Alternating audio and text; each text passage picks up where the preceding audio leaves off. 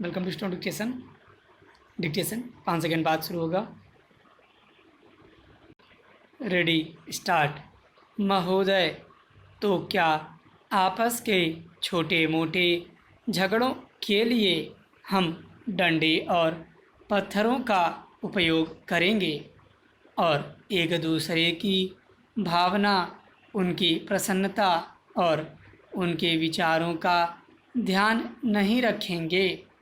मैं जानता हूँ कि जिस समय इस योजना के विषय में विचार हो रहा था और रुपए पैसे की कमी के कारण कुछ लोगों को इस बात का संदेह था कि इसको किया जाए या नहीं, उस समय राजस्थान और मध्य भारत ने करोड़ों रुपए जमा करके अपना उत्साह प्रदर्शित किया।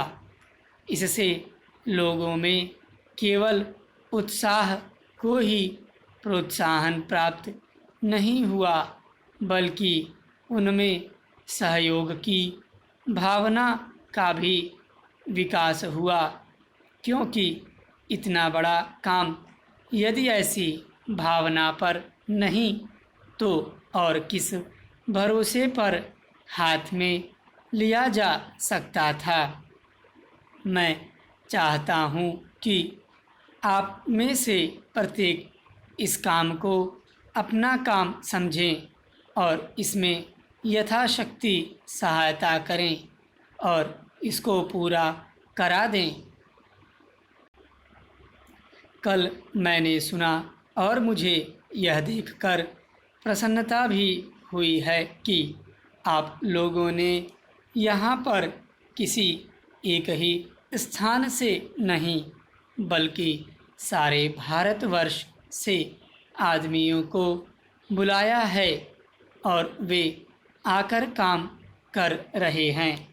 बहुधा ऐसा होता है कि ऊंचे ऊंचे पदों पर बड़े बड़े अधिकारी दूर दूर से आते हैं, पर जो काम कठिन समझा जाता है उसको स्थानीय लोग ही करते हैं। इसके विपरीत मैंने यहाँ यह भी देखा कि केवल ऊंचे पदों पर ही नहीं, बल्कि पत्थर तोड़ने तथा पत्थर काटने जैसा ठेठ मजदूरी का काम, जो कठिन काम होता है, मद्रास से लोग आकर कर रहे हैं। यह हर्ष की बात है।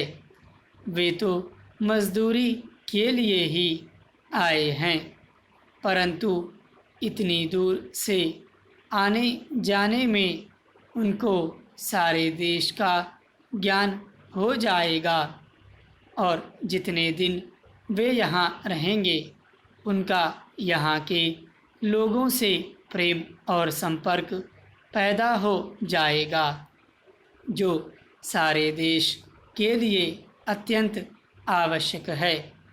यह देश इतना बड़ा है और इसके निवासी इतने अधिक हैं कि जब तक सब राज्यों के लोगों का परस्पर थोड़ा बहुत परिचय कराने का विशेष प्रयत्न नहीं किया जाएगा, तब तक सबका सहयोग नहीं मिल सकता।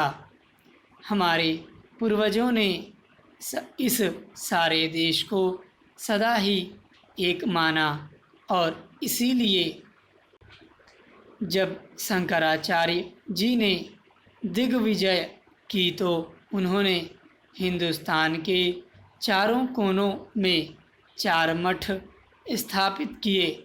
प्रत्येक स्त्री पुरुष के लिए चारों मठों का दर्शन करने का महात्म्य है। महोदय, इस समय भारतवर्ष के सामने बहुत प्रकार की जटिल समस्याएं हैं और यह ऐसा समय है जब सबसे यह अपेक्षा की जाती है कि आप सदा भारत की सुरक्षा और उन्नति के लिए कटिबद्ध होंगे। आपको मालूम ही है कि जब से यह प्रश्न हमारे सामने आया है कि भाषा के आधार पर देश के विभिन्न भागों का पुनर्गठन किया जाए, तब से देश में बहुत प्रकार के आंदोलन उठ खड़े हुए हैं।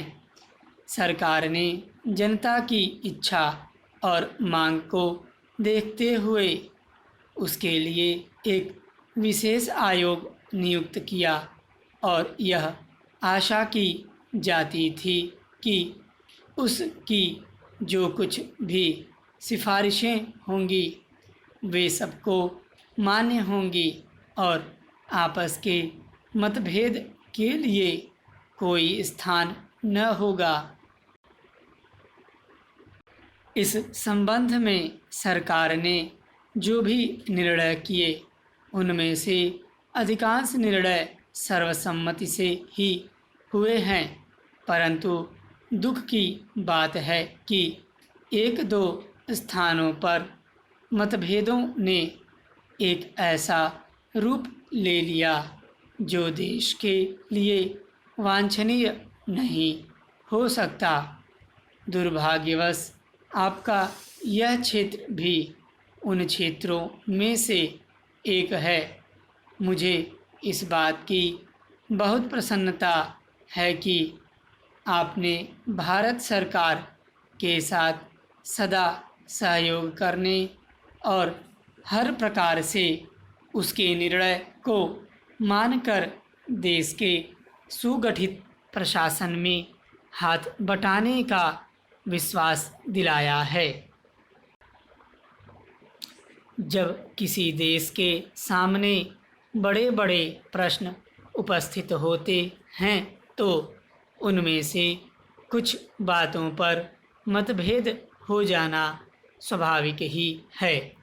इस युग में जब हम सब काम जनता की सम्मति से करना चाहते हैं और हमारी सरकार भी जनता की बनाई हुई है, तब यदि कहीं मतभेद हो जाए तो उसमें उतावलापन करने की कोई गुंजाइश नहीं रहती, क्योंकि विरोध प्रदर्शन करने के लिए आपके पास पर्याप्त समय है।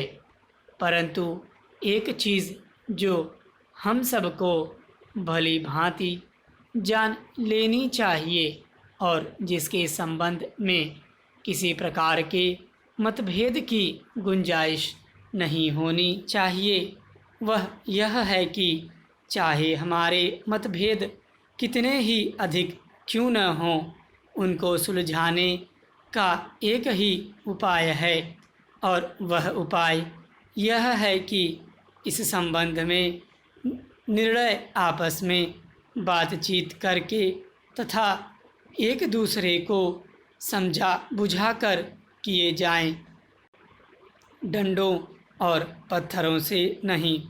हमने अंग्रेज़ों के विरुद्ध भी, जिन्होंने इस देश को 200 वर्षों तक अपने अधीन रखा, डंडे और पत्थर उठाना गलत समझा और नहीं उठाया। स्टॉप।